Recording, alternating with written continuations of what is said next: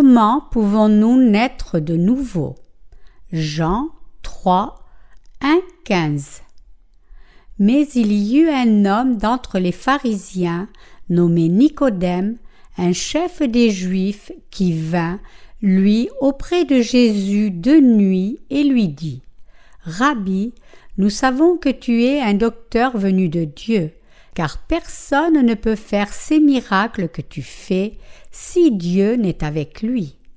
Jésus lui répondit: en vérité, je te le dis, si un homme ne naît de nouveau, il ne peut voir le royaume de Dieu.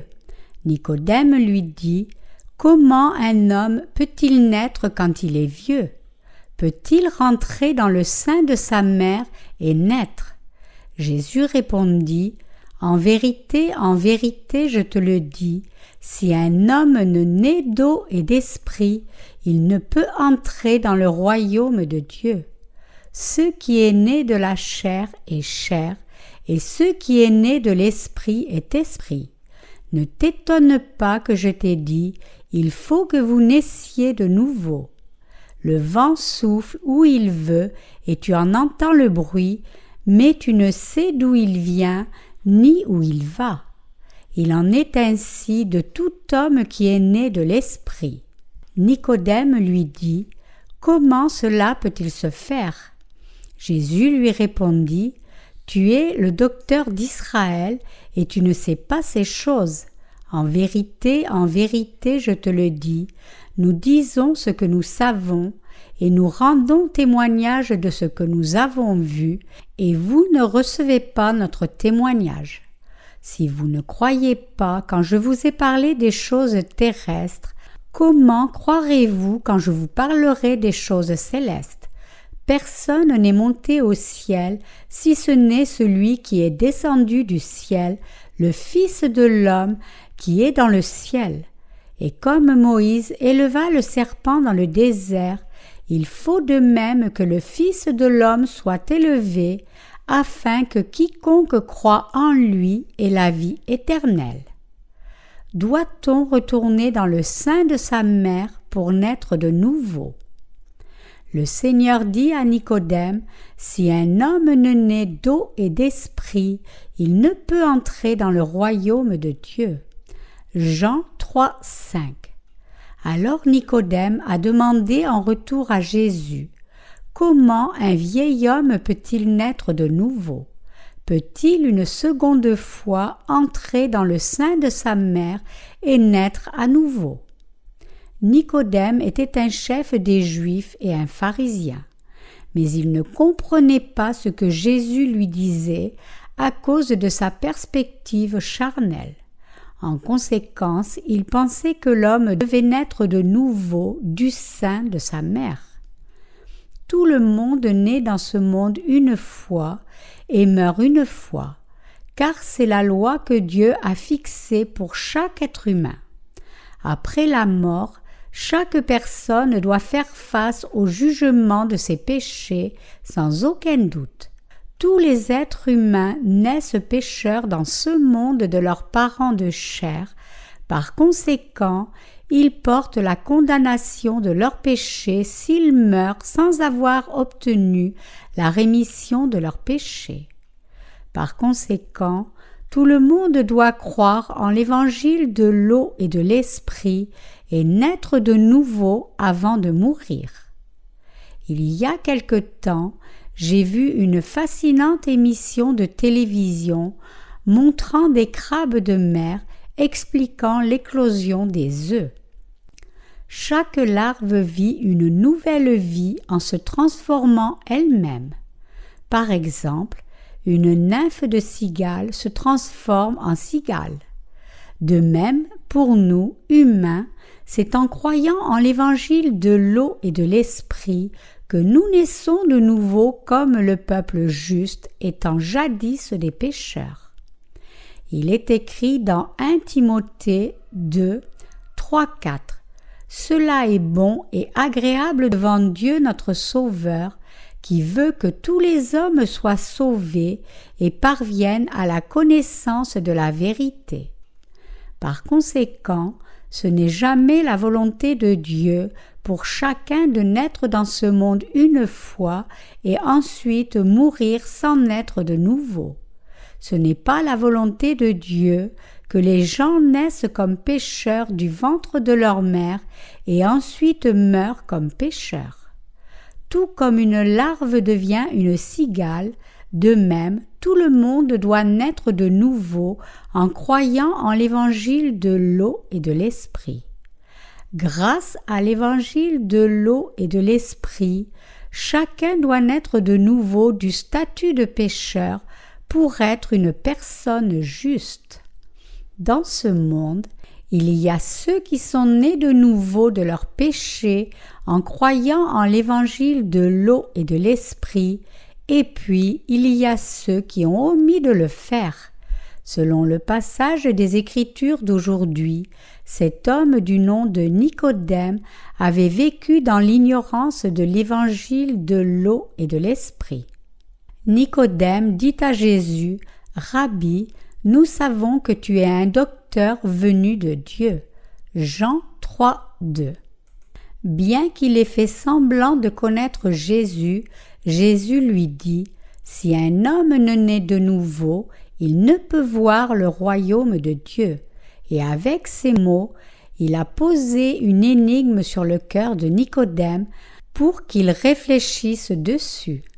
Jésus a continué à lui dire, « Ce qui est né de la chair est chair, et ce qui est né de l'esprit est esprit. Ne t'étonne pas que je t'ai dit, il faut que vous naissiez de nouveau. » Par cela, il voulait dire que tout comme le vent souffle où il veut, mais nous ne pouvons pas dire d'où il vient et où il va, si quelqu'un n'est pas né de nouveau de ses péchés, il est incapable de reconnaître ceux qui ont reçu la rémission de leurs péchés par le biais de l'évangile de l'eau et de l'esprit.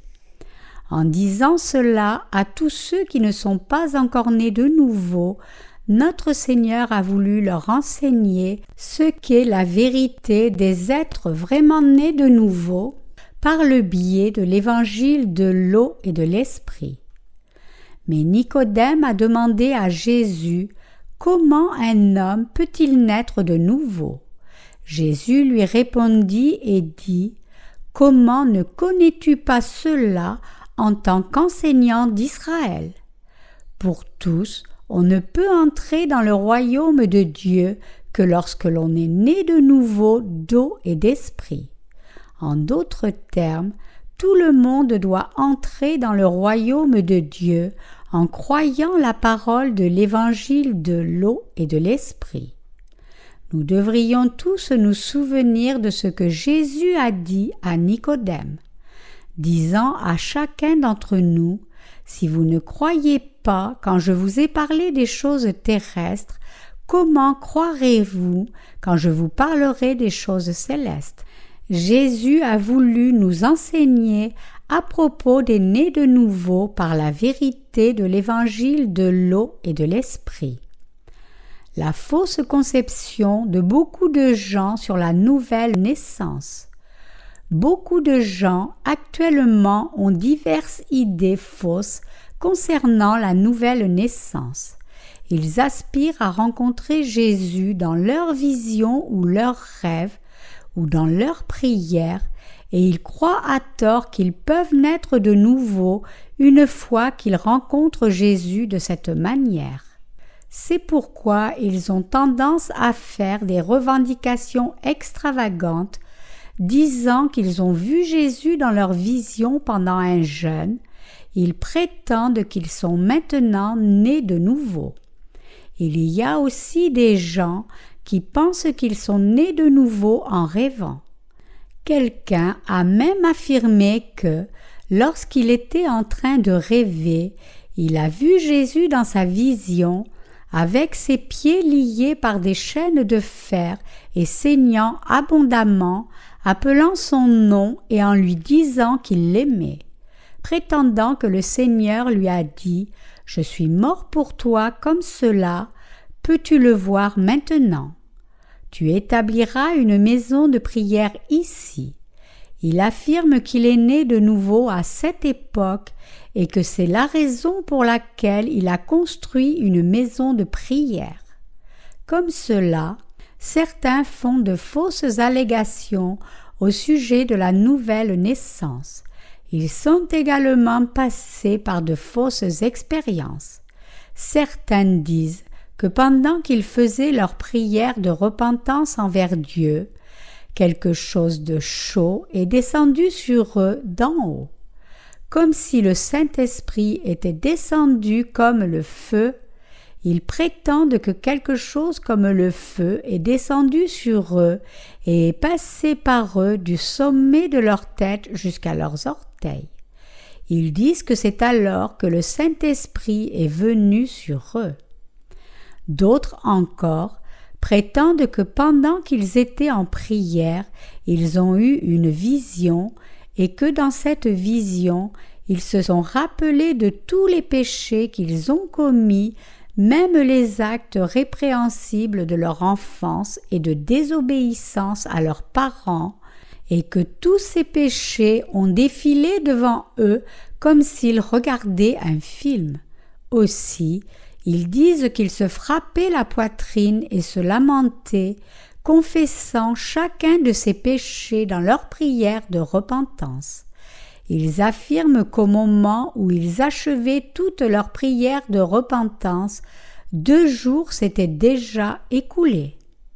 En répandant ces histoires fantastiques et en prétendant que ce qui semblait seulement un moment pour eux était en fait 2 jours, ils disent qu'à ce moment-là, ils ont été remis de tous leurs péchés et sont nés de nouveau. Certains disent que pendant qu'ils étaient en prière, le ciel s'est ouvert et Jésus est venu par cette ouverture en leur disant « Je t'aime » et est entré dans leur cœur. En outre, ils disent que c'est alors qu'ils sont nés de nouveau. En tout cas, parlant de leur expérience mystique, sous diverses formes, des gens prétendent qu'ils sont nés de nouveau par de telles expériences. Mais ce type de foi n'est pas la foi qui est basée sur la parole de l'évangile de l'eau et de l'esprit.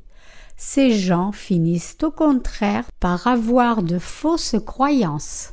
Cependant, Jésus a dit clairement dans le contexte actuel du passage des Écritures que c'est seulement en croyant en l'évangile de l'eau et de l'esprit que l'on naît de nouveau.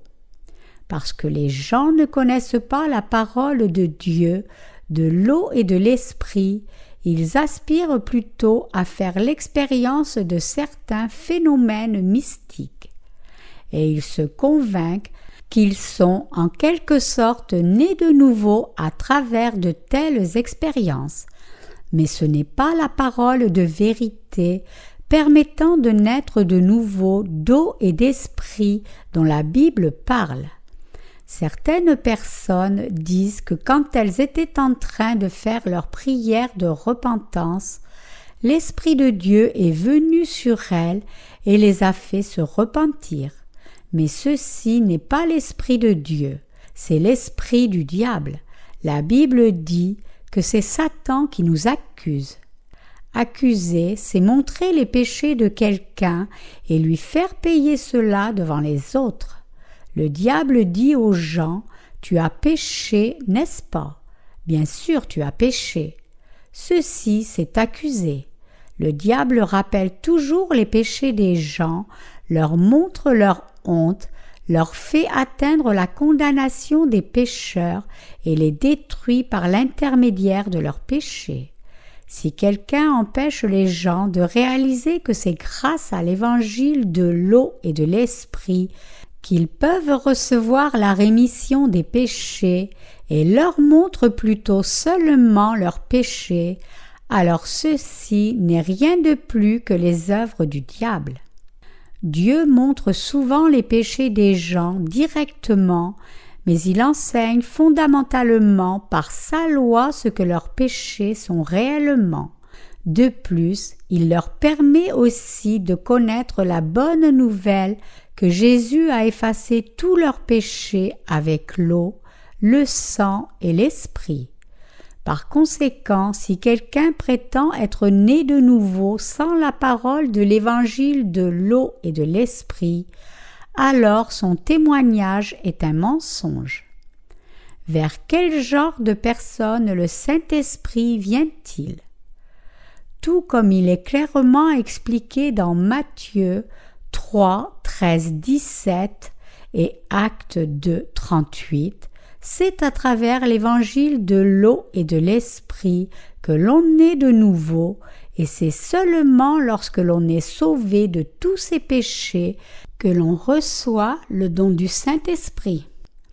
Le Seigneur dit en Jean 3, 14, 15 « Et comme Moïse éleva le serpent dans le désert, il faut de même que le Fils de l'homme soit élevé, afin que quiconque croit en lui ait la vie éternelle. » Lorsque le peuple d'Israël était mordu par des serpents venimeux et mourait, ils étaient guéris de leurs blessures en regardant le serpent de bronze qui avait été élevé sur un poteau, tout comme le général Naaman a été guéri de sa lèpre dans la rivière du Jourdain. En nous disant cela, Jésus a rendu possible pour nous d'avoir de l'espoir pour notre salut. Quand nous retournons à Nombre 21, nous voyons que lorsque le peuple d'Israël a traversé une région appelée Édom en direction de la terre de Canaan, leurs âmes sont devenues très découragées sur le chemin et ils ont commencé à parler contre Dieu et contre Moïse. Ils ont accusé Dieu en disant « N'y a-t-il pas d'autre endroit où nous mettre à mort que tu nous aies traînés jusque dans ce désert pour mourir? Notre Dieu, le Dieu de nos ancêtres, le Dieu d'Abraham, le Dieu de Jacob, si tu es bien le vrai Dieu d'Abraham, d'Isaac et de Jacob, alors pourquoi nous avoir traînés dans ce désert et nous avoir mis dans un endroit si désolé, sans vivre ni eau, seulement pour souffrir des températures glaciales la nuit et de chaleur torride le jour? Comme le peuple d'Israël parlait contre Dieu, Dieu leur a envoyé des serpents brûlants, eux qui habitaient des tentes, et ce sont ces serpents qui les mordaient. Mordu par ces serpents venimeux, le peuple d'Israël dépérissait. Moïse a alors prié Dieu avec ferveur en leur nom. Le peuple d'Israël a aussi confessé ses fautes et a prié Dieu pour être sauvé. Écoutant la prière de Moïse, Dieu a dit « Fais un serpent de bronze et mets-le sur un poteau et dis aux gens que celui qui le regardera vivra. » En fait, parmi le peuple d'Israël, ceux qui ont cru en la parole de Moïse, serviteur de Dieu, c'est-à-dire ceux qui ont regardé le serpent de bronze, ont effectivement été sauvés du venin des serpents. Cet événement est également consigné dans le Nouveau Testament, tel qu'il est écrit en Jean 3, 14, 15. Et comme Moïse éleva le serpent dans le désert, il faut de même que le Fils de l'homme soit élevé, afin que quiconque croit en lui ait la vie éternelle. Cela signifie que Jésus, maintenant qu'il a été baptisé pour prendre tous les péchés de l'humanité, devait être crucifié pour payer le salaire de tous nos péchés. Tout comme Moïse dans l'Ancien Testament a élevé le serpent de bronze dans le désert, Jésus, lui aussi, a été mis sur une croix en bois pour sauver ses croyants de tous leurs péchés en étant baptisé par Jean-Baptiste et ainsi accepter tous les péchés de ce monde qui sont comme le venin des serpents. Jésus a dit que lorsqu'il a porté sur lui les péchés du monde en étant baptisé par Jean-Baptiste et crucifié, qu'il délivrera ceux qui croient en cette vérité de tous leurs péchés. Comprendre la parole de l'évangile de l'eau et de l'esprit, écrite dans la Bible, c'est comme trouver l'image cachée d'un puzzle. Beaucoup d'enfants adorent jouer avec des puzzles. Une grande image est découpée en de nombreux morceaux de différentes formes, et quand toutes les pièces sont mises ensemble, l'image d'origine est révélée. Si une seule pièce est perdue ou mal positionnée, tout en reconstituant l'ensemble, l'image d'origine ne peut pas être entièrement restaurée. Mais quand un enfant rassemble tous les morceaux du puzzle, un par un, il en vient à réaliser à quoi ressemble l'image. À ce titre, la Bible est également divisée en Ancien et Nouveau Testament, mais lorsque tous les éléments de la parole sont mis ensemble, ce qui ressort en définitive est la parole de l'évangile de l'eau et de l'esprit. La parole qui fait que ce soit possible pour nous de naître de nouveau est cet évangile de l'eau et de l'esprit. La parole de Dieu est la vérité qui nous permet de naître de nouveau de tous nos péchés à travers le baptême de Jésus et son sang sur la croix. Une fois de plus, nous devons examiner un par un ce qu'est la parole qui nous permet de naître de nouveau. Nous devons parvenir à la compréhension définitive du sens de la parole de l'eau et de l'esprit dont il est question en Jean 3. Jésus a dit « Et comme Moïse éleva le serpent dans le désert, il faut de même que le Fils de l'homme soit élevé. » Jean 3, 14. Pourquoi alors Jésus a-t-il été baptisé par Jean avant qu'il soit crucifié? Il a dit que c'était à cause de nos péchés. C'est parce que Jésus a accepté tous les péchés de ce monde en étant baptisé par Jean-Baptiste avant qu'il ne soit crucifié, qu'il ne pouvait que porter sur lui les péchés du monde et être cloué sur la croix. Est-ce que cela signifie alors que Jésus a été crucifié comme punition pour nos péchés? Oui, c'est précisément la raison de sa crucifixion. Jésus a été crucifié parce qu'il a pris tous les péchés de l'humanité et par conséquent il a dû subir la punition de la mort sur la croix pour tous les pécheurs du monde. Ayant accepté tous les péchés de l'humanité, une fois pour toutes par son baptême par Jean-Baptiste, il a dû être crucifié conformément à la loi de Dieu qui déclare que le salaire du péché, c'est la mort. Quand Jésus a dit qu'il devait être crucifié et élevé, il parlait de la condamnation du péché d'après sa parole de l'eau et de l'esprit. En d'autres termes, pour que quelqu'un naisse de nouveau de ses péchés et devienne enfant de Dieu, il doit réaliser et croire que le baptême que Jésus a reçu de Jean et sa crucifixion ont effacé tous ses péchés parfaitement. C'est par l'évangile de l'eau et de l'esprit que l'on naît de nouveau de ses péchés. L'Esprit se réfère à Jésus lui-même qui est Dieu. Il nous dit que Jésus est le Fils de Dieu et le véritable Sauveur qui est venu pour sauver les pécheurs de tous leurs péchés. Jésus a été conçu par la Vierge Marie et est devenu homme. Il a accepté tous nos péchés par le baptême qu'il a reçu de Jean-Baptiste, le représentant de l'humanité, dans le fleuve du Jourdain. Matthieu 3, 13, 17. est mort sur la croix tout en portant les péchés du monde, est ressuscité des morts, et ce faisant, il nous a délivrés de tous nos péchés, devenant ainsi notre véritable Sauveur.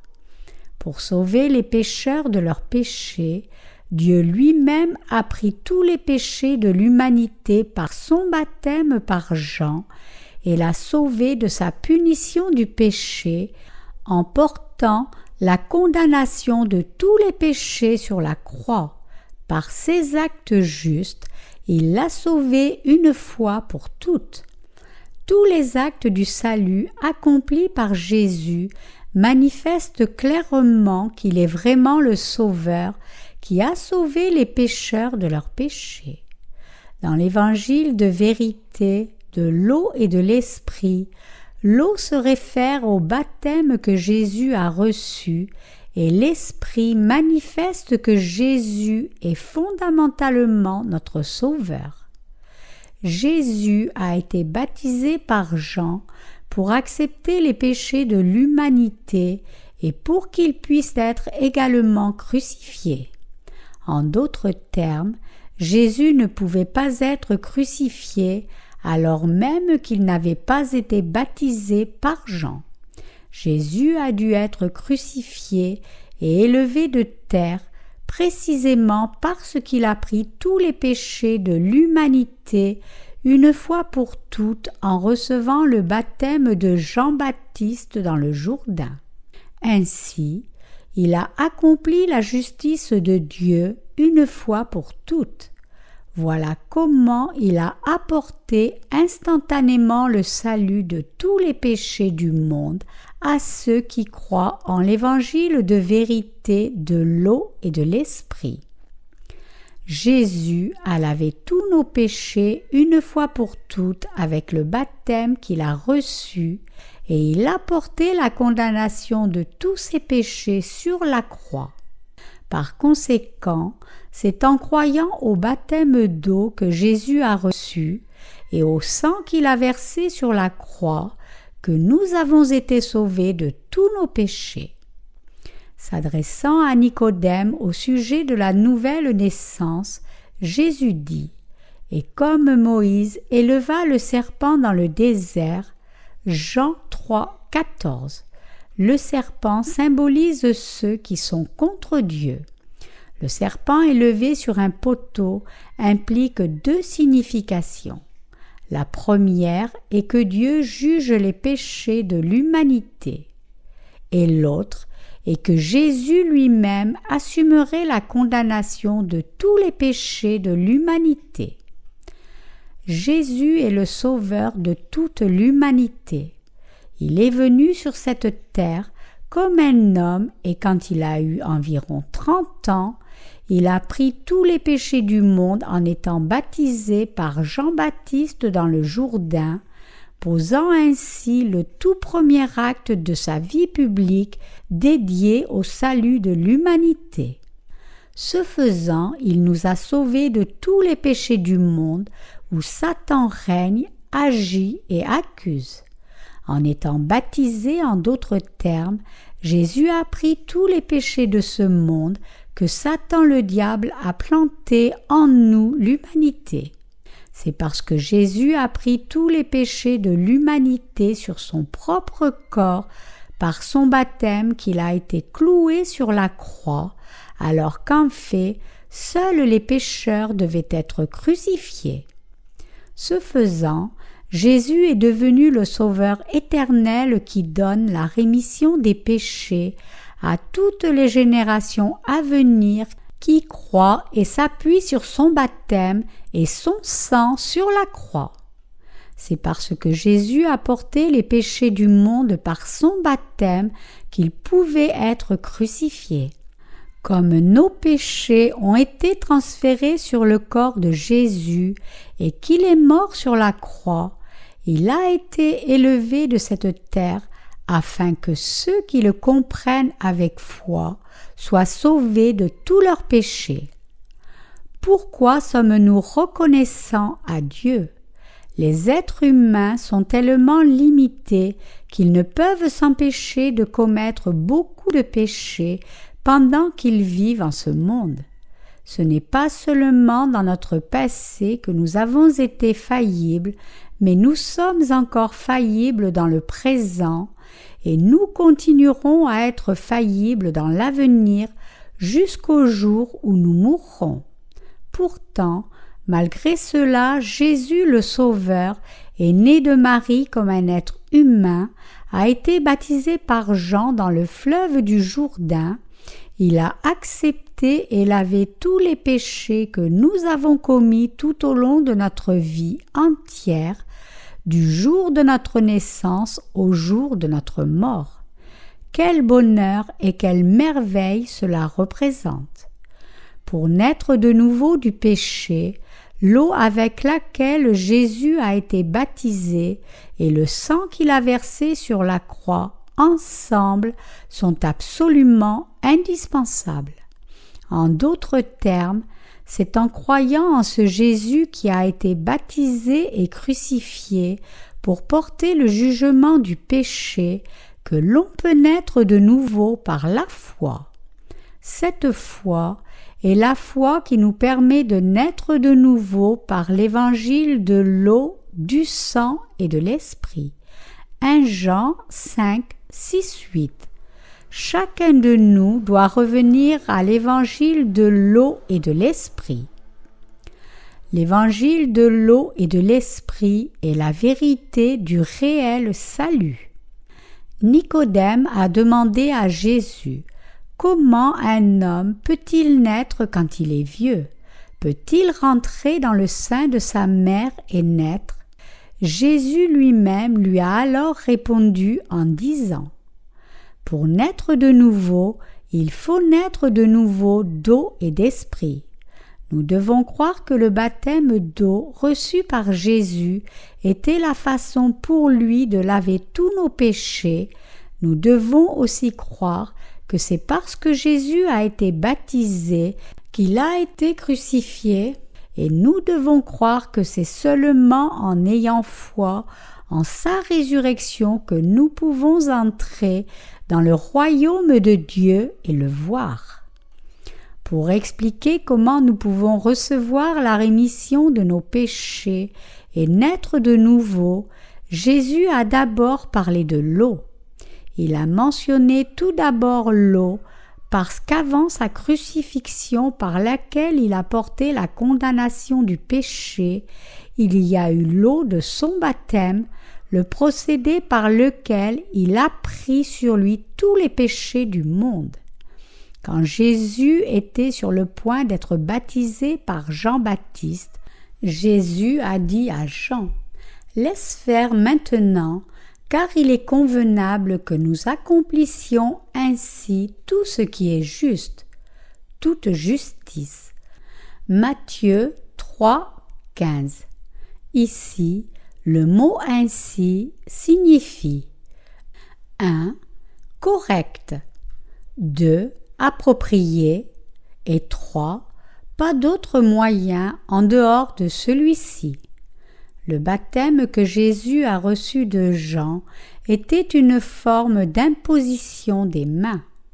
Comme vous le savez peut-être, l'imposition des mains sur la tête du bouc émissaire par le souverain sacrificateur avait pour but de transférer à la fois tous les péchés de tous les Israélites sur le sacrifice.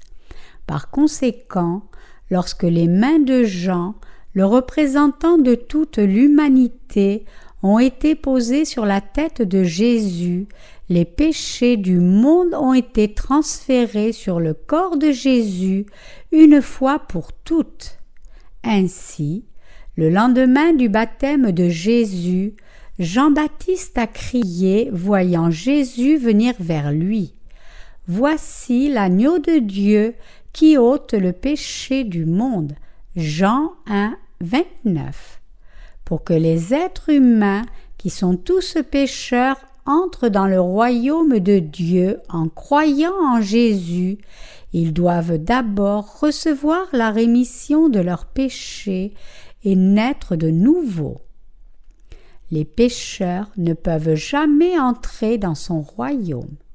Ils doivent être sauvés en croyant que tout comme Moïse éleva le serpent dans le désert, Jésus a été élevé sur la croix et a été condamné pour leurs péchés parce qu'il a pris tous les péchés de l'humanité dans le Jourdain par son baptême. Chaque fois que le diable les accuse d'être coupables, ils doivent vaincre le diable en plaçant leur foi dans la vérité, qui est de savoir que Jésus a ôté tous leurs péchés en étant baptisé par Jean-Baptiste et a versé son sang sur la croix pour eux. Maintenant, c'est grâce à notre foi en l'évangile de l'eau et de l'esprit que nous pouvons posséder la véritable foi qui nous permet de naître de nouveau de tous nos péchés. Pour qu'une personne naisse de nouveau, elle doit croire en le baptême de Jésus et son sang sur la croix. Comme je l'ai mentionné précédemment au début, on ne peut pas naître de nouveau en voyant une sorte de vision, en faisant des prières de repentance ou en faisant du bénévolat pour servir la communauté. Ce n'est pas par ses propres efforts que quelqu'un peut naître de nouveau. C'est en croyant au baptême de Jésus et en son sang sur la croix que nous naissons de nouveau de nos péchés. Pour nous permettre de naître de nouveau, Dieu nous a liés temporairement sous sa loi parce que nous étions gouvernés par Satan qui a fait de nous des pécheurs. Et lorsque nous étions encore des pécheurs, Dieu lui-même est venu comme le sauveur des pécheurs, incarné à l'image de l'homme pour faire de nous son propre peuple, le peuple de Dieu. Alors, il a pris tous les péchés de l'humanité en étant baptisé par Jean-Baptiste dans le Jourdain, puis il a porté tous ces péchés du monde jusqu'à la croix, où il a versé son sang pour le compte des pécheurs de ce monde. Il a été condamné à payer le salaire du péché à leur place et les a ainsi sauvés une fois pour toutes. Le baptême par lequel Jésus a pris nos péchés est un acte pour la rémission des péchés qu'il a effectué pour purifier les cœurs de ses croyants de leurs péchés. Avec ces actes justes, il a maintenant permis à tous ceux qui croient qu'il est Dieu lui-même et qu'il a porté la condamnation sur la croix, de naître de nouveau. Jésus n'a pas été crucifié sans raison. Pour nous rendre capables de naître de nouveau et permettre à nos anciens moi de mourir et de devenir une fois de plus renouvelés par la foi en Dieu, le Seigneur a été baptisé par Jean, a été crucifié et ressuscité des morts. Naître d'eau et d'esprit signifie précisément cette parole. C'est croire en cette parole qui nous dit que notre Seigneur a été baptisé par Jean et est mort sur la croix pour effacer tous nos péchés.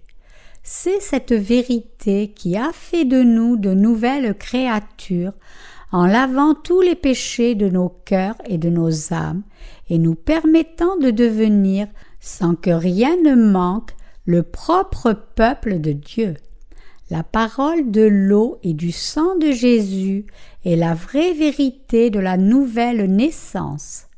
Jésus a dit si clairement à Nicodème: ce qui permet aux pécheurs de naître de nouveau est la foi en la parole de l'évangile de l'eau et de l'esprit.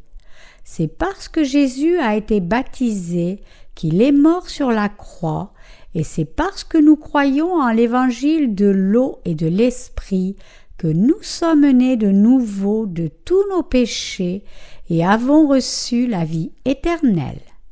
Toutes ces choses ont été accomplies selon le plan de Dieu. On ne doit jamais penser que sa nouvelle naissance du péché dépend de ses efforts. C'est quelque chose que Dieu nous a complètement accordé selon son plan et n'est pas quelque chose que nous devons nous efforcer d'atteindre. Pour nous permettre de naître de nouveau de nos péchés et pour faire de nous ses propres enfants à son image, Dieu a prévu de venir lui-même comme un homme, de recevoir le baptême de Jean sur son corps, d'être condamné à mort et crucifié, et par toutes ces choses, de nous permettre de naître de nouveau. Mes chers fidèles, la bénédiction de la nouvelle naissance du péché est le don de Dieu pour les croyants en l'évangile de l'eau et de l'esprit, qui proclame que le Sauveur a pris sur lui tous les péchés commis par tout le monde sur cette terre et qu'il a été crucifié. Le baptême que Jésus a reçu de Jean était le baptême qui lave les péchés de l'humanité et son sang sur la croix a été le salaire de nos péchés. Nous sommes reconnaissants pour le baptême de Jésus-Christ, pour sa crucifixion, pour sa résurrection et pour sa seconde venue aussi. Dieu nous a choisis et nous a prédestinés en Christ avant la fondation du monde, et c'est pour faire de nous ses propres enfants qu'il a créé l'homme le 6e jour, après avoir fait l'univers tout entier et tout ce qu'il contient. Quand Dieu nous a fait naître en ce monde, il a prévu de nous permettre de recevoir la vie éternelle comme ses enfants éternels. C'est pourquoi Dieu a fait l'homme le 6e jour de sa création des cieux et de la terre. Son plan était de permettre à nous qui croyons en toute la parole écrite de Dieu de naître de nouveau d'eau et d'esprit et ainsi faire de nous son propre peuple. C'est la raison même pour laquelle Dieu nous a donné l'évangile de l'eau et de l'esprit par son Fils, afin que nous les humains soyons nés de nouveau de nos péchés. Même les plus petits insectes en ce monde ne peuvent pas juste disparaître une fois nés, mais ils se transforment en imagos merveilleux qui ont des ailes. Nous aussi, nous devons naître de nouveau, comme juste en croyant en l'évangile de l'eau et de l'esprit. Jésus est venu nous donner l'évangile de l'eau et de l'esprit et délivrer tous ceux qui croient en la vérité du péché du monde. Et à notre place, il a été baptisé, a porté tous nos péchés sur son corps, est mort sur la croix pour nous et est ressuscité des morts. En faisant toutes ces choses, Jésus a payé le salaire de tous nos péchés avec son propre baptême et sa crucifixion, et il a permis que les croyants naissent de nouveau à la vie nouvelle. Pourquoi Jésus a-t-il été crucifié? Jésus devait être crucifié parce qu'il a pris sur lui tous nos péchés une fois pour toutes en étant baptisé par Jean-Baptiste dans le fleuve du Jourdain. Pourtant, les chrétiens religieux de ce monde ne savent pas que Jésus a été baptisé par Jean et a été crucifié pour effacer les péchés de ce monde par l'évangile de vérité de l'eau et de l'esprit. Cependant, ils doivent saisir la parole de l'évangile de l'eau et de l'esprit clairement, découvrir qui, quand, où, quoi, comment et pourquoi cet évangile a été accompli.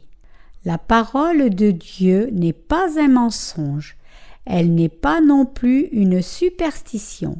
Ce que Dieu a fait pour notre salut n'a aucun défaut que ce soit, peu importe combien les hérétiques essaient d'en trouver. Sa parole donne chaque renseignement et résout chaque doute du raisonnement humain. Pourquoi êtes-vous nés dans ce monde? Pourquoi les êtres humains sont nés comme humains? Quelle est la raison et le but de la création de l'homme par Dieu? Quelle est la raison de la venue de Jésus-Christ sur cette terre? C'est pour que Dieu nous permette de naître de nouveau de nos péchés, afin de nous faire renaître, de nous faire devenir des enfants de Dieu et de nous rendre sans péché, que Jésus-Christ est venu sur cette terre, a été baptisé, est mort sur la croix et a ainsi sauvé les pécheurs de tous leurs péchés et transgressions. Nous devons croire en cette vérité. Mes chers croyants, nous devons reconnaître que nous ne pouvons pas naître de nouveau par quelque prière de repentance ou par un quelconque effort de notre part. Nous devons comprendre que notre propre effort n'a rien à voir avec la vérité qui nous permet d'être remis de tous nos péchés. Pour que nous puissions naître de nouveau, nous devons comprendre que ce Jésus-Christ qui a été élevé sur la croix avait d'abord pris et porté nos péchés dans le fleuve du Jourdain par son baptême.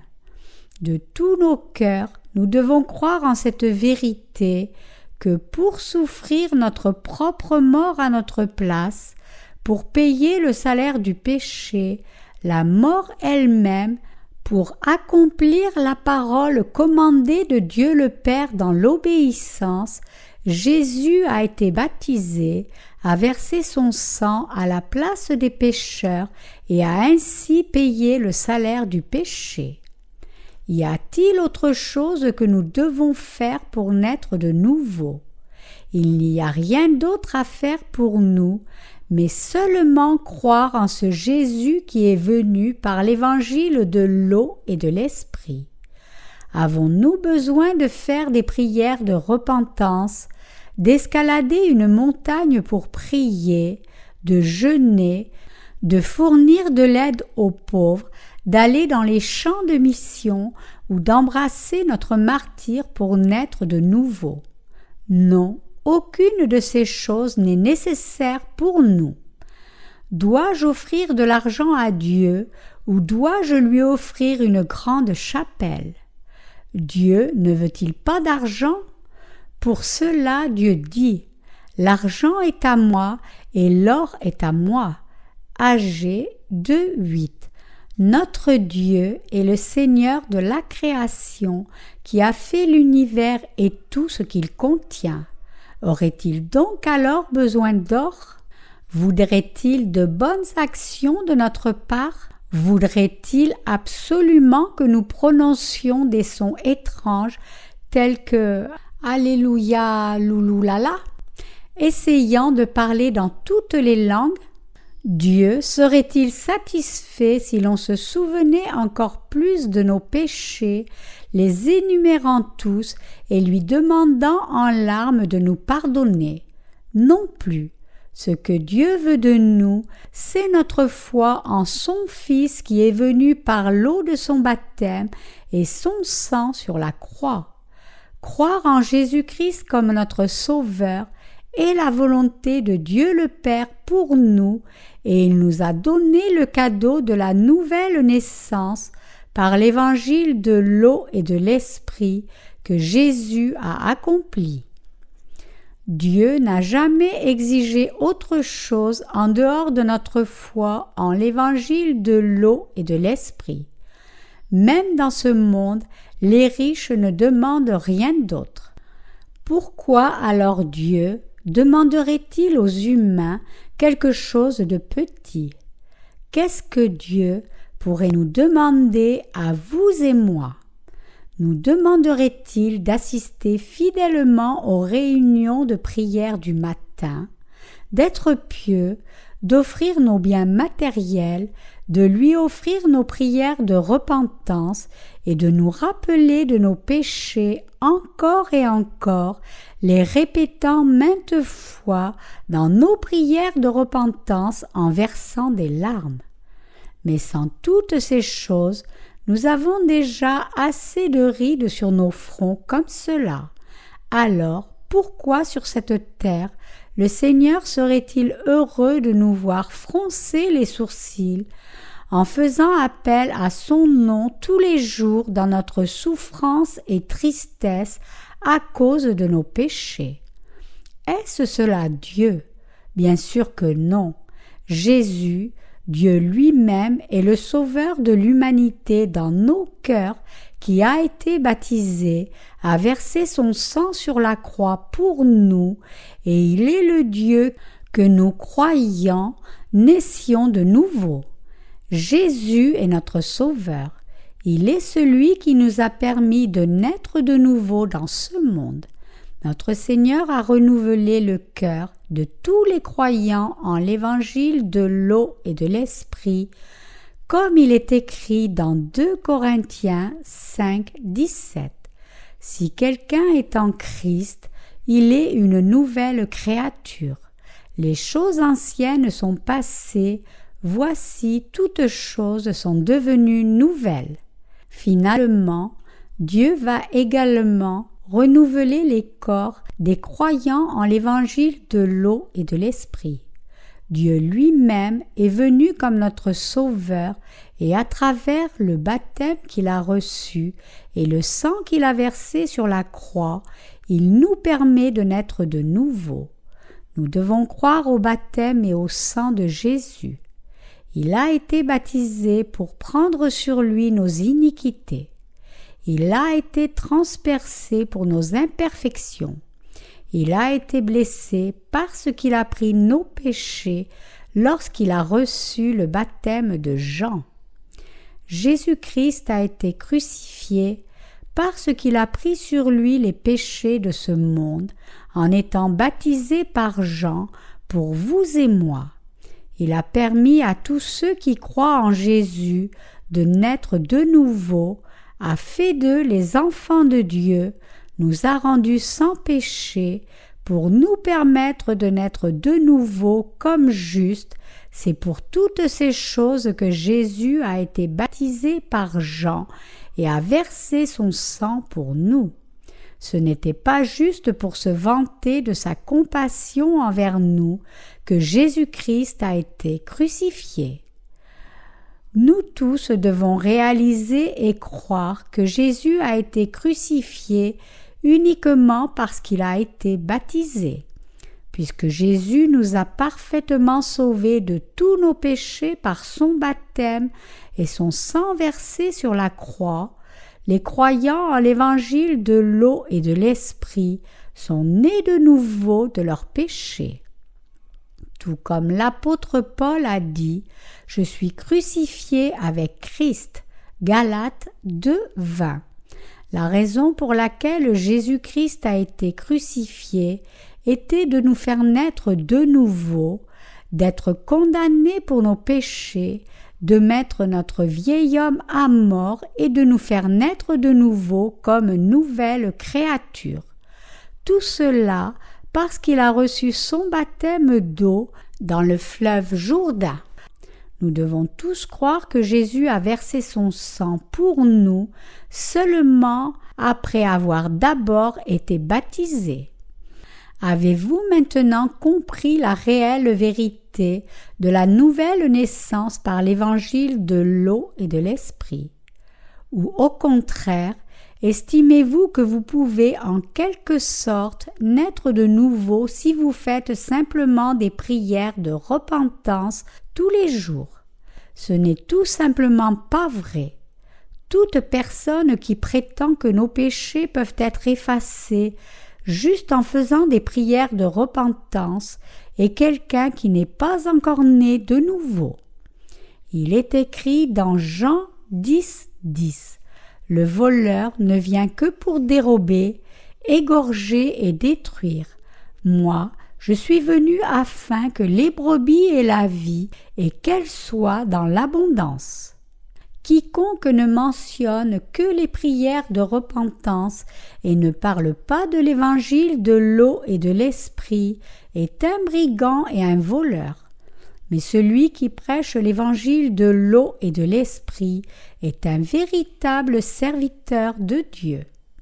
Mes croyants, Dieu nous a donné l'évangile de l'eau et de l'esprit pour nous faire naître de nouveau, afin que nous puissions devenir ses enfants, nous permettre d'être justes et sans péché, et nous transformer en son propre peuple qui peut pour toujours bénéficier de tout ce que Dieu a et vivre éternellement avec lui.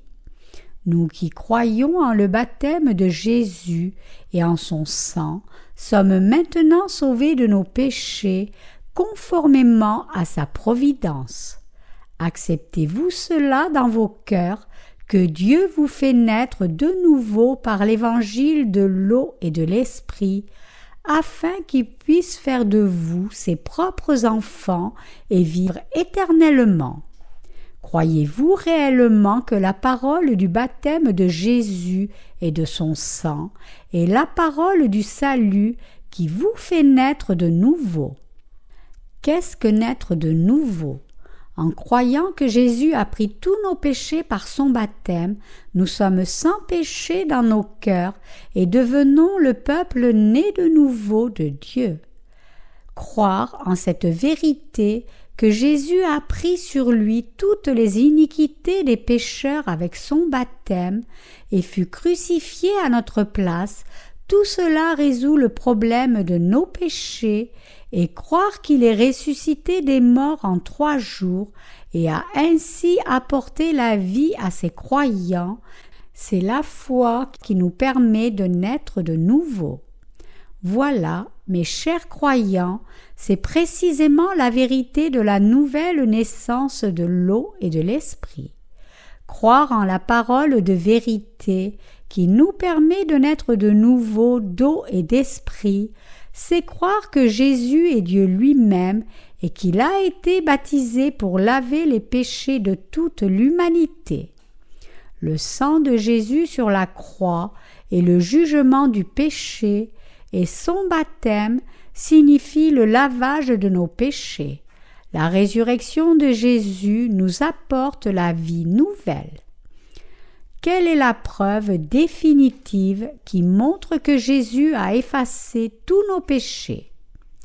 Jésus a été baptisé par Jean-Baptiste pour prendre les péchés de ce monde. Matthieu 3,15.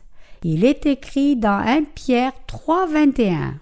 Cette eau était une figure du baptême qui n'est pas la purification des souillures du corps, mais l'engagement d'une bonne conscience envers Dieu et qui maintenant vous sauve, vous aussi, par la résurrection de Jésus-Christ. Précédemment à ce passage, l'apôtre Pierre parle de l'eau du déluge du temps de Noé. Par conséquent, il voulait dire que le baptême de Jésus a enlevé tous les péchés du monde, tout comme l'eau du déluge du temps de Noé avait balayé toutes les saletés du premier monde. Voilà pourquoi la Bible déclare clairement ici que le baptême est un antitype qui nous sauve maintenant par la résurrection de Jésus-Christ. Quel est cet antitype qui prouve que le Seigneur est venu dans ce monde comme un homme, a lavé nos péchés et nous a rendus sans péché? C'est le baptême que Jésus a reçu de Jean. Quelle est la preuve du salut qui nous fait naître de nouveau? Il est écrit dans la parole que Jésus a lavé nos péchés par son baptême et son sang sur la croix. C'est pourquoi il est écrit dans 1 Jean 5, 6, 8.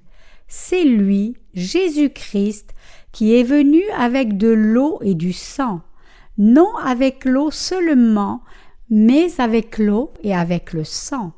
Et c'est l'Esprit qui rend témoignage, parce que l'Esprit est la vérité.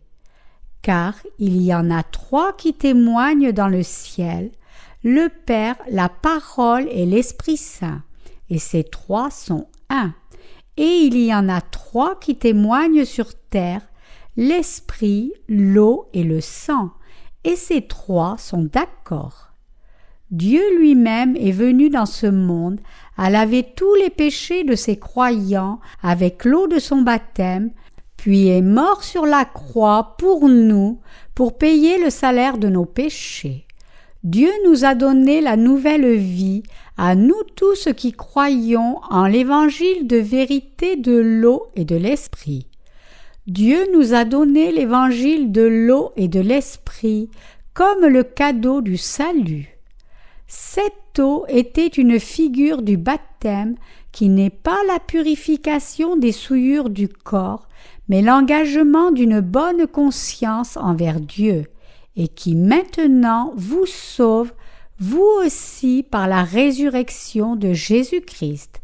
1 Pierre 3, 21. Le baptême de Jésus est la parole qui nous a permis de naître de nouveau de nos péchés, et c'est la preuve du salut par lequel il a pris sur lui nos péchés dans le Jourdain. Il est mort sur la croix pour subir la punition de nos péchés.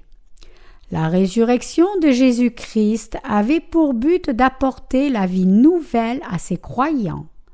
Le Seigneur est notre Sauveur qui nous a sauvés à jamais de nos péchés par la parole du baptême et du sang qui permet aux pécheurs de naître de nouveau.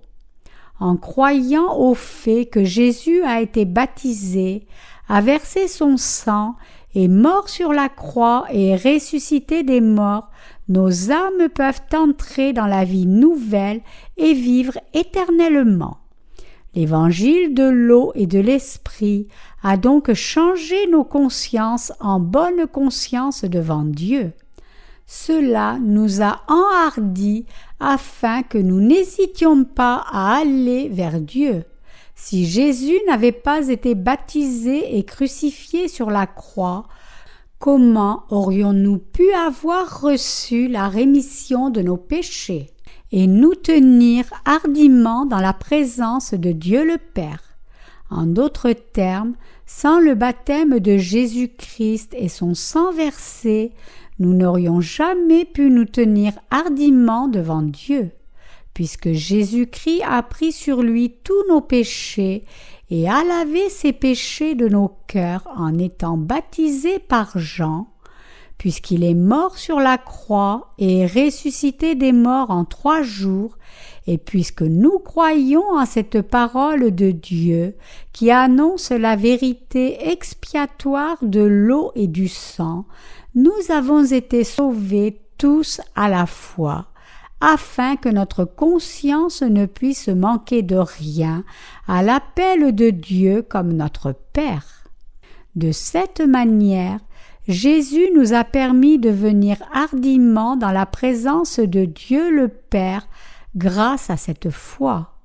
Même maintenant, puisque Jésus a été crucifié, nous avons aussi été crucifiés avec Christ, et parce qu'il est ressuscité, nos âmes et nos esprits peuvent également être ressuscités.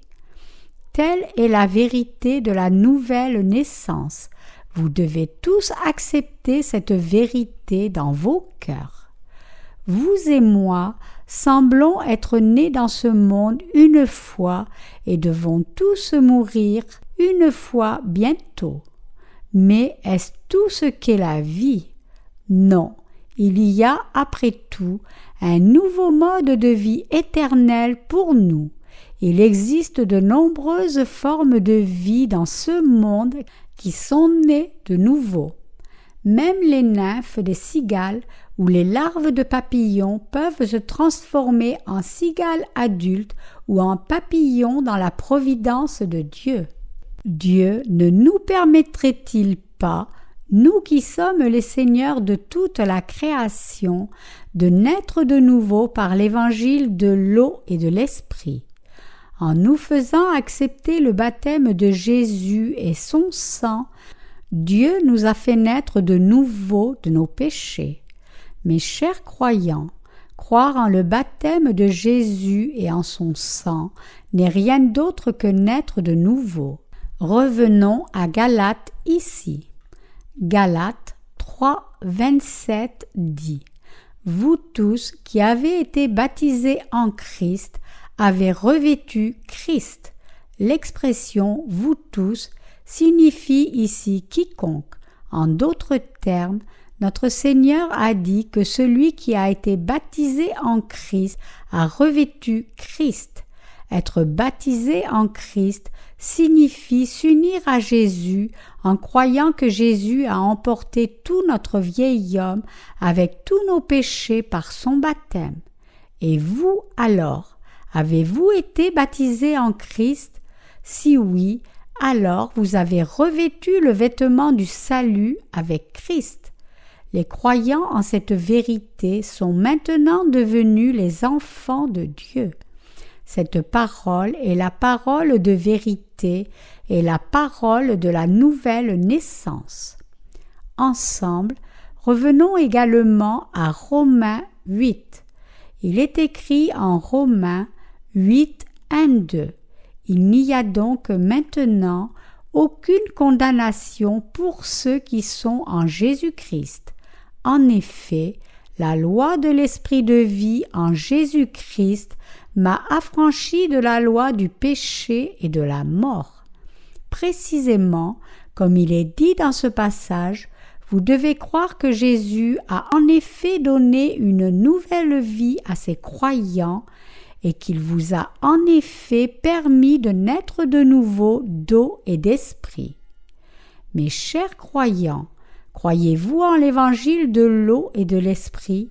Si vous le faites, alors vous avez été baptisés en Jésus et êtes entrés en lui par la foi.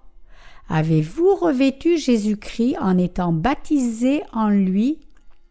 Il est écrit « Il n'y a donc maintenant aucune condamnation pour ceux qui sont en Jésus-Christ. » Romains 8, 1. Mes chers croyants, ceux qui croient en l'évangile de l'eau et de l'esprit ne peuvent jamais avoir de péché. Ils sont devenus absolument justes par la foi. Ils sont définitivement nés de nouveau, car l'évangile de l'eau et de l'esprit a balayé tous leurs péchés parfaitement. En effet, la loi de l'esprit de vie en Jésus-Christ m'a affranchi de la loi du péché et de la mort. Romains 8, 2. Par quoi Jésus nous a-t-il sauvés? Le Seigneur nous a sauvés par son baptême et son sang sur la croix. Il nous a sauvés du péché du monde avec cette nouvelle loi appelée la loi de l'Esprit de Dieu. C'est par la loi de l'Esprit qui nous donne la vie, cette loi de Dieu, c'est que le Seigneur nous a sauvés de la loi du péché et de la mort, de la malédiction de la loi, de tous les péchés qui découlent de nos faiblesses humaines, de notre ignorance, de notre impuissance et de notre méchanceté. Ce n'est pas à cause de notre propre bonté que Dieu nous a sauvés, mais c'est grâce à l'évangile de l'eau et de l'esprit, la loi qui donne la vie par le salut de Dieu. Dieu lui-même est venu comme notre Sauveur et nous a donné son baptême et son sang, et il a sauvé tous ceux qui ont accepté ce don de Dieu de la rémission des péchés dans leur cœur. Mes chers croyants, je suis sûre que maintenant vous croyez en l'évangile de l'eau et de l'esprit. Alors, avez-vous encore des péchés? Non. Y a-t-il encore une condamnation pour vous à cause de vos péchés? Non. N'y a-t-il pas de condamnation quelle qu'elle soit? Aucune quelle qu'elle soit. Mais si vous péchez à nouveau par hasard, êtes-vous de nouveau pécheurs? Non.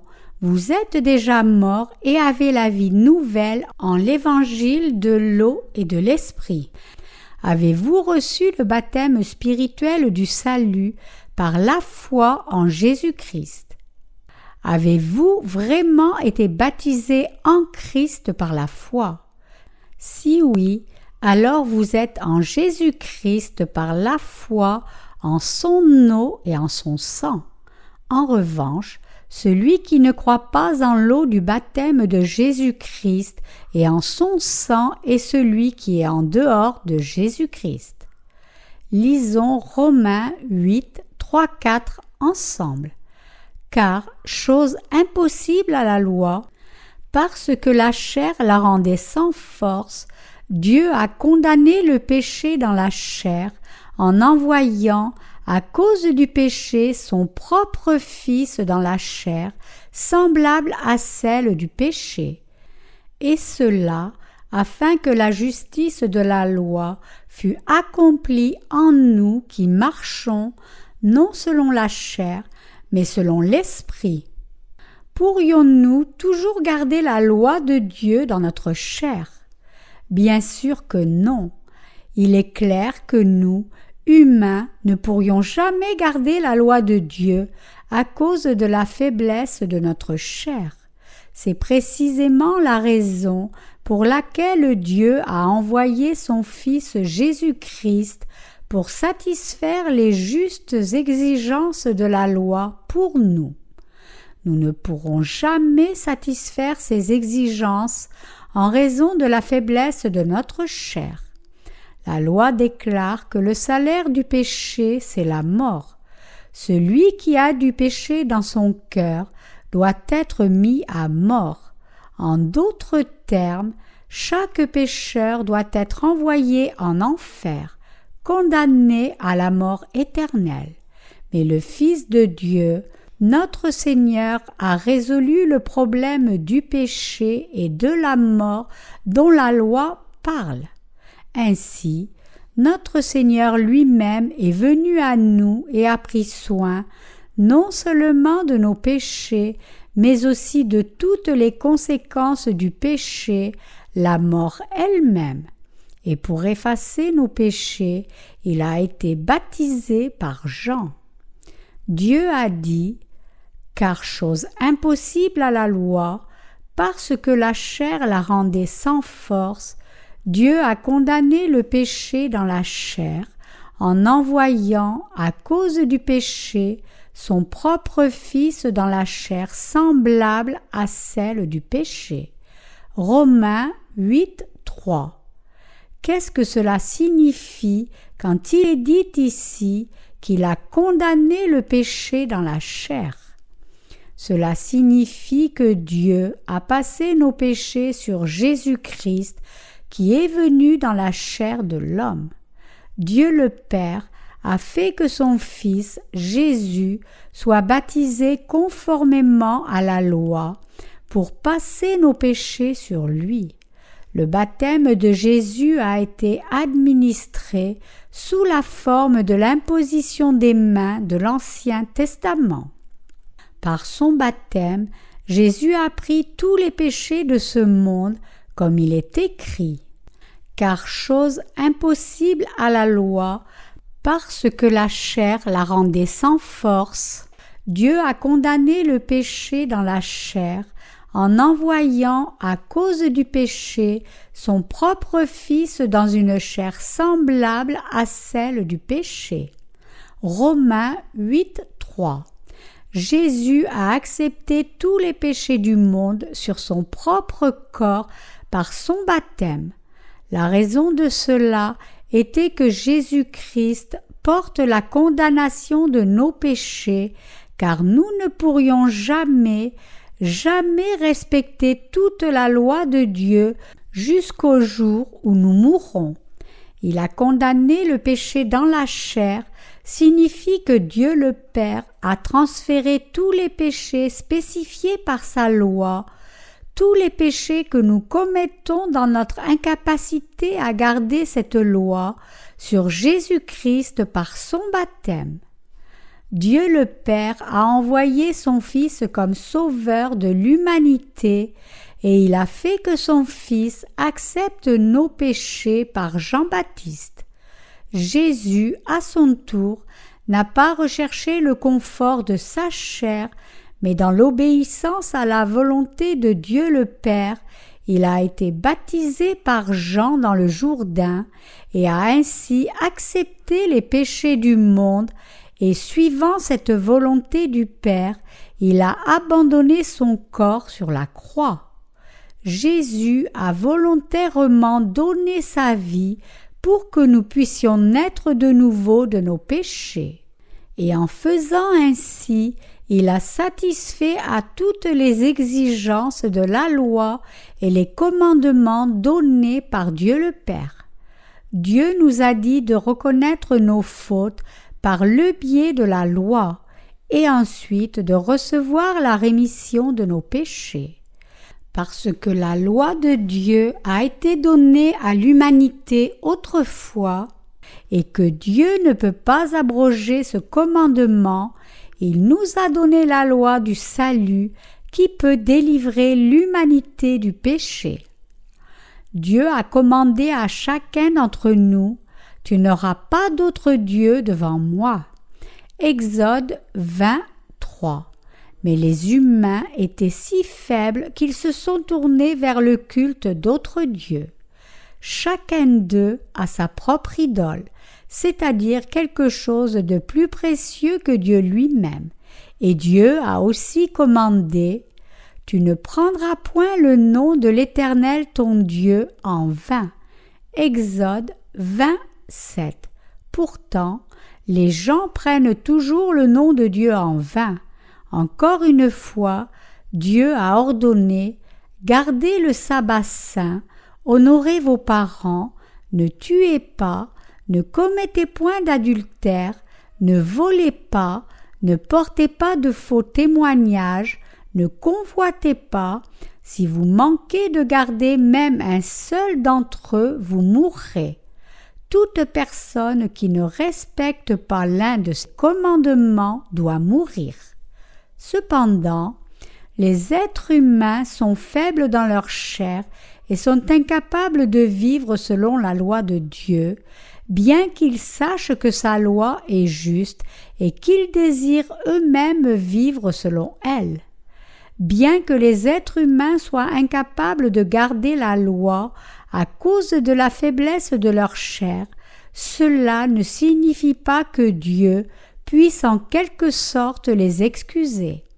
Par conséquent, une fois qu'il établit qu'ils ont péché, ils doivent se soumettre à la mort. Toute personne qui manque de garder la loi doit être mise à mort devant Dieu. Vous mourrez parce que vous avez enfreint la loi de Dieu. Une fois que Dieu a donné ses commandements, cela doit être accompli infailliblement. Ce qui est écrit en Romains 6, 23, à savoir que le salaire du péché c'est la mort, doit être accompli par Dieu sans faute. Et puisque chaque être humain est faillible, la race humaine tout entière a chuté en devenant des pécheurs et doit être mise à mort devant Dieu.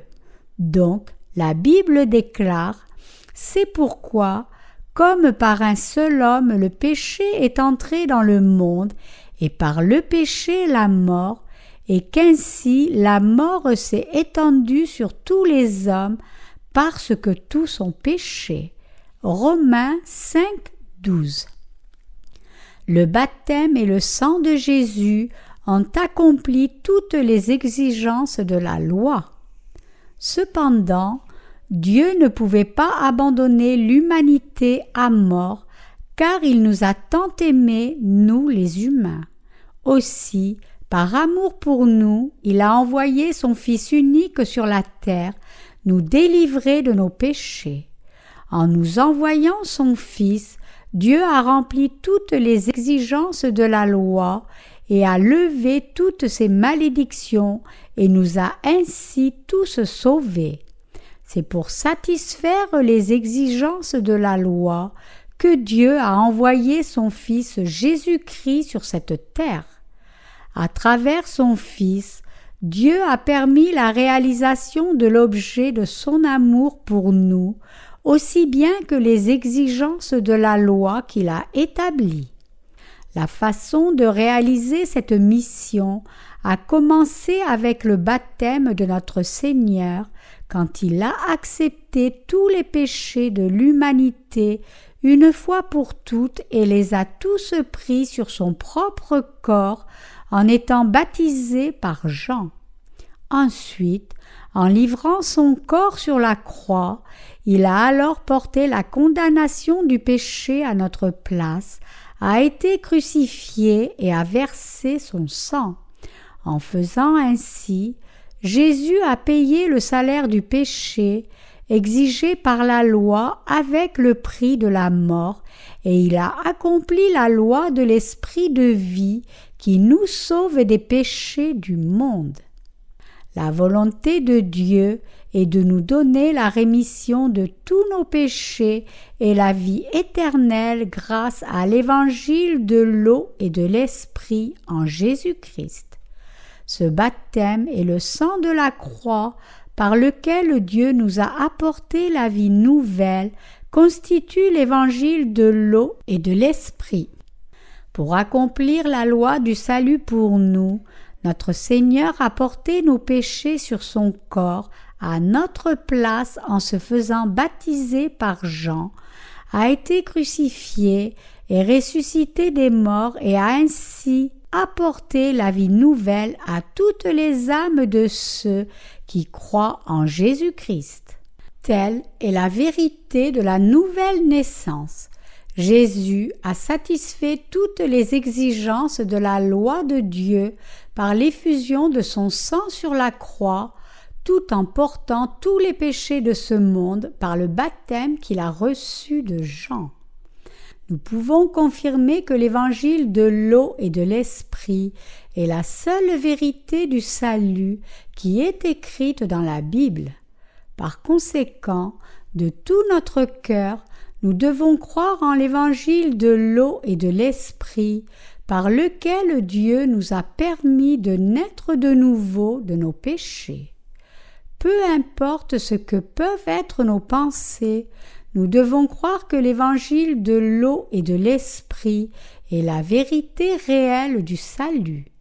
Dieu a permis, en d'autres termes, que les esprits de tous ceux qui croient en l'eau et le sang de Jésus naissent de nouveau par le baptême de Jésus et l'Esprit. Mes chers croyants, nous les humains sommes nés pécheurs sans exception. Par conséquent, nous devons comprendre que si nous mourrons comme nous sommes, sans naître de nouveau, alors tout ce qui nous attend est notre destruction. Le moment est venu pour tous les pécheurs de naître de nouveau. Et si nous voulons naître de nouveau de nos péchés, nous devons croire en l'Évangile qui enseigne que Jésus-Christ nous a sauvés à travers l'eau et le sang qu'il nous a donné. Nous devons croire en bref en l'Évangile de l'eau et de l'Esprit. Nous devons croire que le Seigneur a pris nos péchés par son baptême, a lavé nos cœurs une fois pour toutes et a ôté les péchés du monde. Nous devons croire que Jésus-Christ est mort sur la croix à notre place pour payer le salaire de tous nos péchés. Nous devons croire en la loi d'amour de Dieu, que Dieu nous sauve de nos péchés est la volonté même de Dieu, que Dieu nous envoie son Fils, qu'il passe nos péchés sur lui, qu'il mette son Fils à mort à notre place, qu'il ressuscite son Fils, permettant ainsi à ceux qui croient en son Fils de naître de nouveau, tout cela dans le but de nous sauver de nos péchés, n'est rien d'autre que l'amour même de Dieu. Nous devons comprendre cette volonté de notre Dieu et croire en son amour. C'est par notre foi en l'évangile de l'eau et de l'esprit que nous naissons de nouveau de nos péchés. Si nous croyons en l'évangile de l'eau et de l'esprit, alors nous naissons de nouveau et entrerons dans le royaume de Dieu. Mais si nous ne croyons pas en cela, nous serons condamnés pour nos péchés et jetés jetés dans le feu éternel de l'enfer. À moins que nous croyions que Dieu nous aime, il ne peut y avoir que malédiction et souffrance sans fin. Par conséquent, c'est seulement quand vous et moi croyons en l'évangile de l'eau et de l'esprit que nous pouvons recevoir la vie nouvelle. Quand nous devenons enfants de Dieu par la foi et le prions, nos prières ont des réponses. Par conséquent, si nous voulons être aidés et bénis par Dieu, nous devons croire en l'évangile de l'eau et de l'esprit. C'est seulement alors que nous recevons la vie éternelle et entrons dans le royaume des cieux. Ceci est la nouvelle naissance, et cela nous apporte de grandes bénédictions accordées par Dieu. C'est la raison pour laquelle nous tous devons naître de nouveau. Dieu nous permet de naître de nouveau par son amour. Par quoi a-t-il fait cela? Il nous fait naître de nouveau par l'évangile de l'eau et de l'esprit. Le Seigneur Dieu lui-même est venu dans une chair semblable à la chair de l'homme, a pris les péchés de l'humanité sur son corps en étant baptisé et a été condamné pour nous en versant le sang de sa chair, et son corps est ressuscité des morts. Par tout cela, il a ouvert la voie pour que nous soyons sauvés par la foi. En d'autres termes, Dieu lui-même est venu sur cette terre et a permis à tous ceux qui croient en l'évangile de l'eau et de l'esprit qu'il a accompli de naître de nouveau. Notre Seigneur nous a donné, à tous les croyants en l'évangile de l'eau et de l'esprit, le cadeau de la nouvelle naissance et le droit de devenir enfants de Dieu. C'est la seule façon de naître de nouveau. Les chrétiens légalistes mettent encore trop l'accent sur les œuvres humaines des gens pour naître de nouveau. Pourtant, nous devons tous réaliser ici que naître de nouveau n'a absolument rien à voir avec nos actions à tous. Nous devons clairement comprendre que c'est uniquement par notre foi en l'évangile de l'eau et de l'esprit que nous pouvons naître de nouveau et que le fait de naître de nouveau est entièrement une question de foi. Nous ne devrions plus jamais être trompés par les légalistes. Ce n'est ni par notre obéissance à la loi, ni par notre vie religieuse et pieuse que l'on peut naître de nouveau. En fait, notre propre justice est comme un vêtement pollué, souillé. Ésaïe 64, 5. C'est Dieu lui-même qui nous a tant aimés qu'il est devenu un homme. C'est Dieu lui-même qui, pour effacer tous nos péchés, a accepté ces péchés en étant baptisé par le représentant de l'humanité dans le fleuve du Jourdain. C'est Dieu lui-même qui a été crucifié pour accomplir la loi qui déclare que le salaire du péché c'est la mort, et c'est Dieu lui-même qui nous a ainsi délivrés du péché et de la mort. Notre Seigneur nous a délivrés de notre vieil homme, est mort à notre place et nous a fait naître de nouveau pour recevoir une nouvelle vie et vivre pour lui. Jésus-Christ est maintenant assis à la droite du trône de Dieu le Père. Quand son temps arrivera, notre Seigneur apparaîtra une seconde fois pour ceux qui l'attendent sans péché pour le salut. Hébreux 9, 28. Ces gens sont ceux qui sont devenus les épouses de Jésus-Christ. Ils sont ceux qui sont devenus sans péché en croyant en l'évangile de l'eau et de l'esprit. Par conséquent, ils sont les justes. Ils sont ceux qui recevront Dieu dans la joie, jamais dans la peur. Nous remercions Dieu pour cette vérité. puisque tout ce que nous avons fait, c'est simplement croire en l'évangile donné par Dieu, l'évangile du baptême et du sang, et maintenant nous ne manquons de rien pour être en mesure d'appeler Dieu notre Père. Nous ne pourrons jamais le remercier assez. Maintenant alors, quelle est notre compréhension de Dieu? Quel genre de Dieu est-il pour nous? Nous le comprenons comme le Dieu de la miséricorde qui nous aime. Nous le connaissons comme le Dieu d'amour. Nous le connaissons comme le Dieu qui nous permet de naître de nouveau d'eau et de sang et qui nous apporte la vie nouvelle. Avant, nous avons pu le connaître comme l'effroyable Dieu, le redoutable Dieu et comme le Dieu du jugement, mais maintenant que nous sommes nés de nouveau d'eau et d'esprit, ce n'est plus ainsi que nous le connaissons. Quand Jésus est venu sur cette terre comme un homme, il a porté la condamnation de nos péchés et nous a permis de naître de nouveau. Pourquoi aurions-nous alors peur du Seigneur, alors qu'il a fait de nous les enfants de Dieu pendant que nous vivons encore sur cette terre? La preuve du fait que nous sommes nés de nouveau par la foi en l'évangile de l'eau et de l'esprit. Une fois qu'une larve se transforme en une libellule, elle vole librement dans le ciel. Vous savez tout ce qu'est une libellule, n'est-ce pas? Parfois, lorsque nous nous levons et tendons un de nos doigts vers le ciel, une libellule vient se poser sur le bout du doigt. Imaginez une certaine libellule en pleine conversation avec des larves. « Eh les gars, croyez-vous que vous allez naître 2 fois? Croyez-vous qu'un jour vous deviendrez des libellules comme moi? » Certaines larves disent qu'elles croient, mais il y en a également d'autres qui disent qu'elles ne savent pas. Mais la libellule dit aux larves « Vous devez croire, vous aussi serez changés comme cela. Un jour, vous aussi, vous deviendrez comme moi.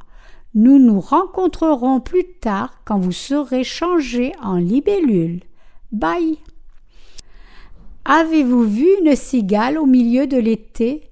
En été, les cigales chantent sur les arbres, accompagnant ainsi l'été avec leurs belles chansons sur les arbres, elles louent Dieu. Comment supposez-vous que ces cigales sont devenues ce qu'elles sont? Les nymphes des cigales ont creusé profondément dans le sol, se transformant elles-mêmes en cigales. Une cigale pourrait dire à une cigale nymphe « Regarde-moi, je suis née de nouveau comme ça, en sortant de la terre et en montant dans l'arbre, deviens une grande cigale comme moi. Je suis tellement heureuse de ma nouvelle situation. » Une libellule ou une cigale n'a plus rien à voir avec le stade larvaire. Elle est maintenant devenue un imago qui vole librement dans le ciel. Comme ça, nous étions pécheurs avant de naître de nouveau. Mais maintenant, nous sommes devenus totalement sans péché en croyant en l'évangile de l'eau et de l'esprit. Le fait même que maintenant nous n'ayons pas de péché dans notre cœur est la preuve claire qui montre que nous sommes vraiment nés de nouveau. Nous sommes les croyants, nés de nouveau en l'évangile de l'eau et de l'esprit qui est constitué par le baptême et le sang de Jésus. Ceux qui croient en Dieu, qui nous a permis de naître de nouveau, vivent en prêchant l'évangile de l'eau et de l'esprit pendant qu'ils vivent sur cette terre. Pendant que nous poursuivons notre vie sur cette terre, nous témoignons. Je suis né de nouveau, je suis maintenant sans péché.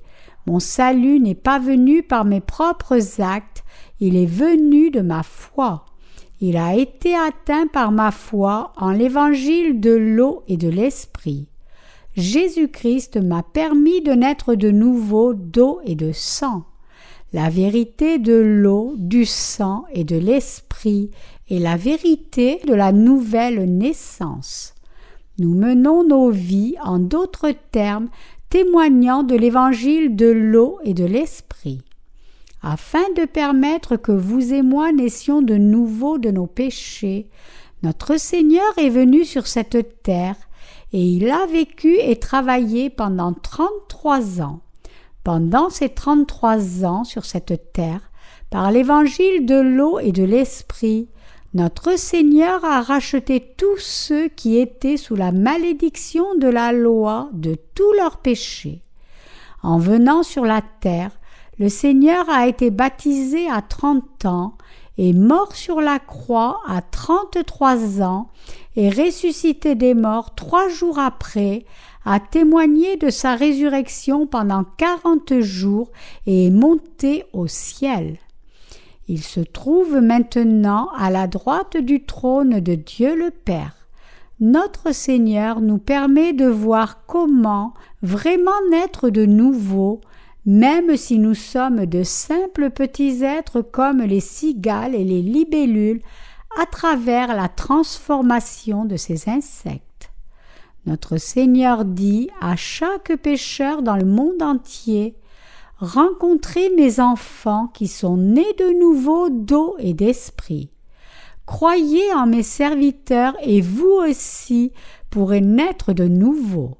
J'ai rendu pour vous possible de naître de nouveau d'eau et d'esprit. » Jésus-Christ, notre Sauveur, est maintenant assis à la droite du trône de Dieu le Père. Maintenant, Jésus-Christ n'a pas besoin d'être baptisé, ni d'être crucifié, ni de verser son sang, ni de porter notre souffrance. Cela parce qu'il a déjà fait toutes ces choses et a totalement accompli l'évangile de l'eau et de l'esprit. Maintenant, il n'y a plus aucune nécessité pour lui de venir à nouveau effacer nos péchés, ni d'être baptisé à nouveau, ni de mourir à nouveau sur la croix, ni d'être une fois de plus ressuscité. Pourquoi ? Parce que Jésus a déjà été baptisé par Jean, a déjà été crucifié et ressuscité des morts et monté au ciel et a ainsi achevé tout notre salut parfaitement, de sorte que tout ce qu'il a à faire maintenant est juste de revenir sur cette terre et emporter ses croyants en temps voulu, jusqu'au jour où le Seigneur jugera les incroyants avec le feu. Il n'y a plus de travail à faire pour notre salut. Tout ce qu'il a à faire maintenant est juste d'être avec ceux qui croient en l'évangile de l'eau et de l'esprit, l'évangile de vérité qu'il a déjà accompli. Et il leur accorde le don de la vie éternelle. Il a envoyé le Saint-Esprit dans leur cœur et les a scellés. Notre Seigneur a effacé tous nos péchés avec l'évangile de l'eau et de l'esprit. Notre Seigneur reconnaît donc avec l'approbation de la foi tous ceux qui croient en l'évangile de l'eau et de l'esprit. Dieu approuve leur foi, disant: « Vous êtes justes, vous êtes sans péché. » Dieu, en fait, scelle les gens sans péché avec le Saint-Esprit. Dans le travail de Dieu, il n'y a pas d'émotion de la chair. Toutefois, lorsque quelqu'un est remis de ses péchés en croyant en l'évangile de l'eau et de l'esprit, et qu'ainsi l'Esprit Saint vient dans son cœur, alors la véritable paix de l'esprit vient en lui et n'est pas seulement éphémère, ni une expérience émotionnelle. Le juste n'a pas de péché. Donc, lorsque vous avez cru en l'évangile de l'eau et de l'esprit, vous n'êtes probablement pas passé par beaucoup de changements émotionnels. Jésus a permis à ceux qui croient en son baptême et en son sang de naître 2 fois. Il nous a élevés spirituellement et nous fait prêcher l'évangile de l'eau et de l'esprit. Et il nous a donné la vie éternelle, de sorte que quand le moment sera venu, nous vivrons toujours dans le royaume de Dieu le Père. Pour ceux qui croient en l'évangile de l'eau et de l'esprit, Dieu nous a permis de naître de nouveau de nos péchés. Acceptez-vous maintenant cet évangile de l'eau et de l'esprit dans vos cœurs. Celui qui croit en l'évangile de l'eau et de l'esprit donne toute sa reconnaissance à Dieu. Celui qui accepte la parole de l'évangile de l'eau et de l'esprit est béni pour naître de nouveau de tous ses péchés devant Dieu. L'évangile de l'eau et de l'esprit est la parole de bénédiction qui nous fait naître de nouveau par la foi, une fois pour toutes.